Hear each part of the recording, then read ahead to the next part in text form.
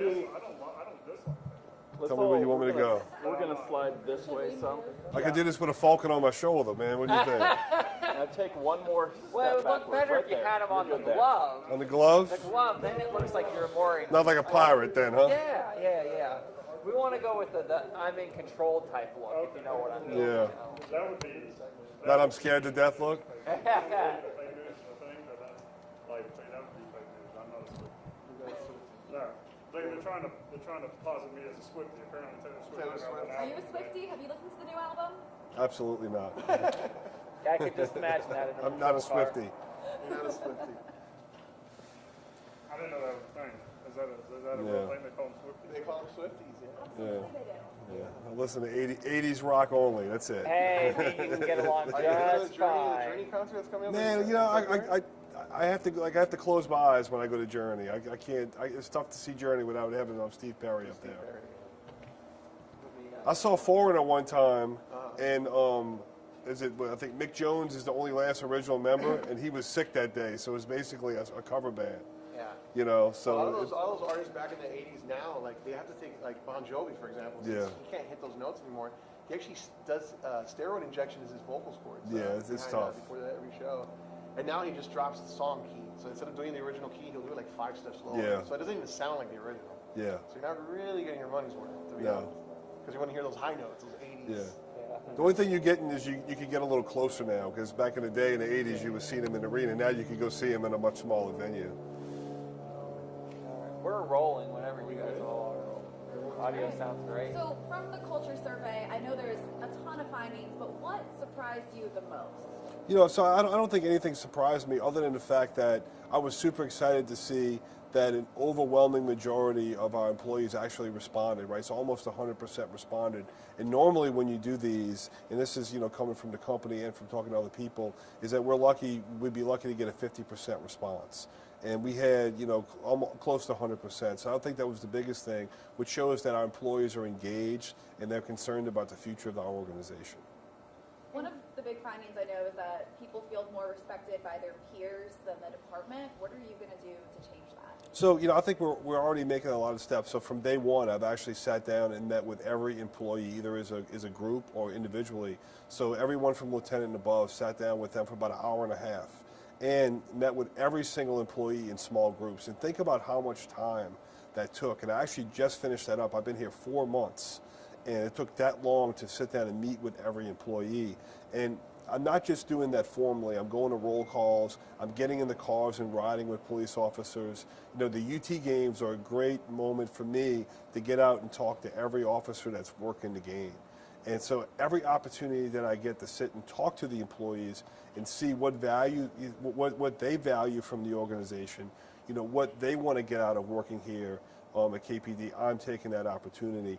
And you also saw a lot of issues with, discrimination and racial issues in there. And I've been meeting with the black officers as a group every month, going over some of the issues and the concerns that they have, and trying to help us find a way to improve not only the diversity in the organization, but get more diverse recruits from outside to come in and join our organization as well. How do you want potential recruits to take the findings from this culture survey? When they read that, do you think that's going to make them want to join the department, or how do you want them to look at this? I think so, because the first thing is that this is something we did voluntarily, right? This wasn't forced on us by a judge. This wasn't forced on us by an outsider. This was something that we voluntarily sought out and did, which most police departments, you don't see this much, right? Departments going out and saying, come out, give us an honest assessment of what's going on, and publicize that. And I think that shows our willingness, one, to admit that we have to do better, and two, to take steps to work to improve the organization. And that's ultimately where we want to go. But we also have to recognize that we didn't get into a lot of these problems overnight. We won't get out of these problems overnight as well. It's going to take, in some instances, like with the diversity issue, that's going to take years for us to build out of. But you have to start somewhere, and that's what we're doing right now. And with, you just talked about a little bit of taking time with some of these improvements. Obviously, the good and the bad can always do better. But talk to me a little bit about, is there anywhere where you see some immediate action that you can take versus what's going to take time? Yeah, I think some of the things that we're doing, we've already taken those steps, right? Like with the communication piece, with these surveys, they're a snapshot in time, right? So it's just a snapshot when the survey was done. And this was really two parts. It was a survey and then in-person focus groups. So the communication is something that we're already working on right now. The other piece, that there was some concern about the promotional process, and we're working with the Civil Service Merit Board to change the promotional testing process right now. And and it's just coincidence that when this survey was being taken, the officers were actually going through the promotional process at the time. So it's a snapshot of how they were looking at it at that moment. So we're working with Civil Service right now to improve our promotional process. And I know you talked about when you were sworn in 4 months ago, as you mentioned, that diversity is a huge thing for you within your department, and even just being able to exemplify that outside of your department as well. And you said that it's going to take time, but do you think there's anything you can do to kind of bring a change now, and how will that affect how you guys do your job? Sure. So there are some things that we could do immediately. One of which is going out and trying to recruit more people of color to the organization. We're about to start a very robust digital advertising campaign, and a lot of that is going to be really wrapped around bringing in people of color and bringing in females to the organization. And as I've been going around and every day in the community, meeting people, meeting with faith-based leaders and community leaders, when I'm in the black community, I'm challenging the black community to help us bring more people of color from this area, right? So a digital advertising campaign is going to help us, bring some people from across the country. But I want to bring people in from Knoxville. When we're in the academy, I want to hear people talking about Fulton football and Central football and Austin East football and playing Beard and playing West and playing Oak Ridge and hearing about that. We should be hearing about that in our police academies. We also have our cadet program, which I'm kind of shocked that we don't get a lot of coverage with. We have 24 slots in our cadet program. Only 4 are filled right now. Right, 4 of 24. So we have 20 vacancies in our cadet program right now. And that's something where you could be 18 to 21 years old, come in, give you a full-time job.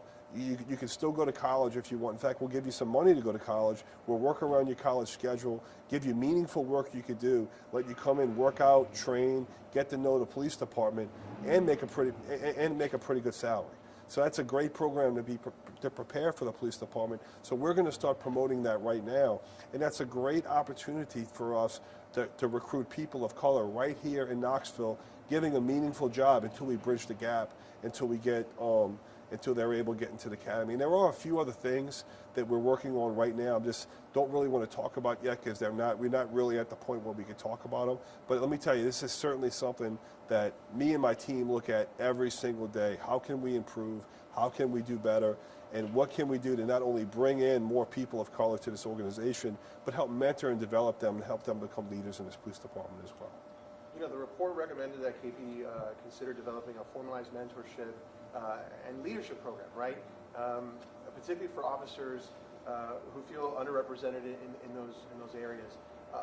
Can you walk me through a little bit of how you would like to see that mentorship program and leadership program kind of developed from the ground up? Sure. So how I like to approach things. So I really want the team to build it, right? So we're going to sit down with the team members and guide them in the right direction, but let them build a mentorship program that they feel will be valuable to them. So we're still kind of in the first phase of this. I don't really want to be saying exactly what we're going to be doing with every aspect of this. We just got this survey kind of really at the same time you all did. So we're going to be breaking this survey down into 4 focus areas, and each one of those focus areas is going to have a gold champion. And we're going to be really looking at the findings of this and seeing which direction we want to go in. Now, I do want to point out that this is different from like a full departmental assessment, right? So every finding in the survey, is likely not going to be implemented because this was designed to give us information. This was not a top to bottom of assessment of the organization. This was a snapshot of the perceptions of our police officers at that one time. But we will be taking a hard look at it, and we're going to have some gold champions, and we're going to see what direction we want to go in. And you feel that it's a good baseline just to kind of springboard off of? Absolutely. So, that's the reason that I asked to do this even before I was sworn in as chief. As soon as I was announced, I wanted to do this survey and get this information because this really is a great baseline to see, how we're doing. And I would love to do this again, 18 to 24 months from now. Now, it's not cheap to do this, especially survey part's not hard. Focus groups, there's a lot of work that goes into this, but I think there's tremendous value in us doing this every 18 to 24 months just to kind of track our progress and see how we're going. But, we have to remind ourselves that, we didn't get in this mess overnight. We're not going to get out of it overnight, but we got to start making some progress moving forward.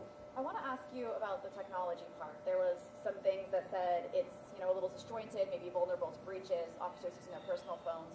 What's your take on that, and have you kind of communicated anything to officers since? So we're going to be working on building out a strategic plan for technology, and that's certainly something we're going to be working with. Our technology, has to evolve and has to improve, and I think, it's no secret that we have technological issues here at KPD, just like many other police departments across the country do, but we're going to put a plan together to build our way out of that. When people read that kind of inefficient, inadequate, should they be worried that some of their information could get out from KPD if they file a report or anything like that? No, I mean, our network is safe, so they don't have to worry about, us, their information getting out.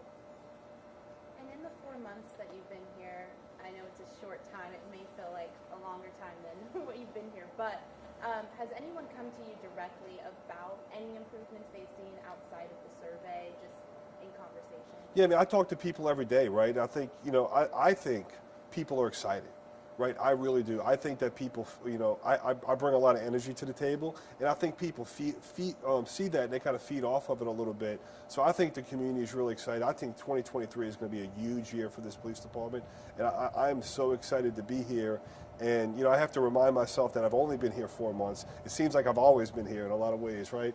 But, I'm super excited to really, dig in to this survey, dig into 2023 and start moving our police department in a new direction, but also having some positive impacts on violent crime as well.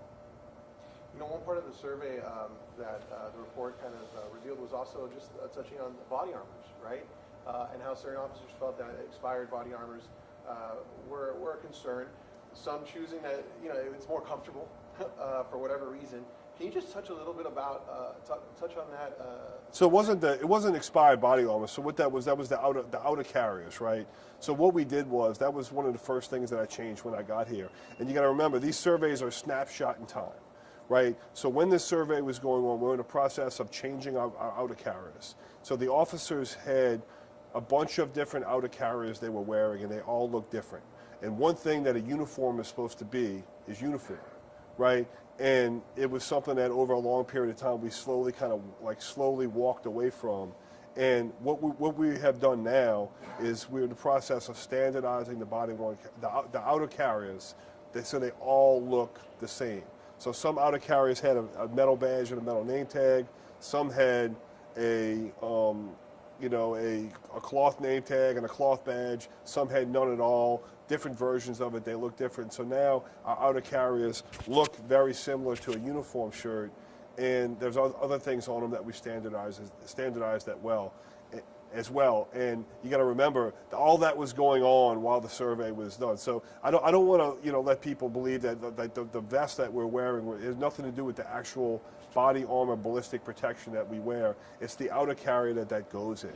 And it's just a uniform issue is all it was. So essentially it's a part of that. It's just a uniform piece. It's just like a shirt or other uniform piece that we were standardizing. And everybody, I really believe that everybody should be wearing the same uniform and everybody should look the same. When I came here, we weren't doing that. That's something the direction we're going in now. Are there any other findings? Are there any other findings in that survey that you're like, hey, we've changed kind of since that snapshot in time? Was there anything else that jumped out at you like that? I mean, the communication piece was the biggest one. And look, we're like, you guys work for big companies as well. I don't think anybody would say that internally, we're ever at a spot where we're doing the best job in communicating internally as we possibly can. So that's something we recognize that we always have to work on is internal communication and internally communicating with our employees. Nothing else really jumped out at me. Most of the things in there I really expected to see, but it helps us to have those on paper So not only for me to establish that baseline, but when I'm working with city council and other people asking for change, they can see this is why we need to change because we actually have it in this document. Was there anything on that survey that you felt you still want? Let me rephrase that.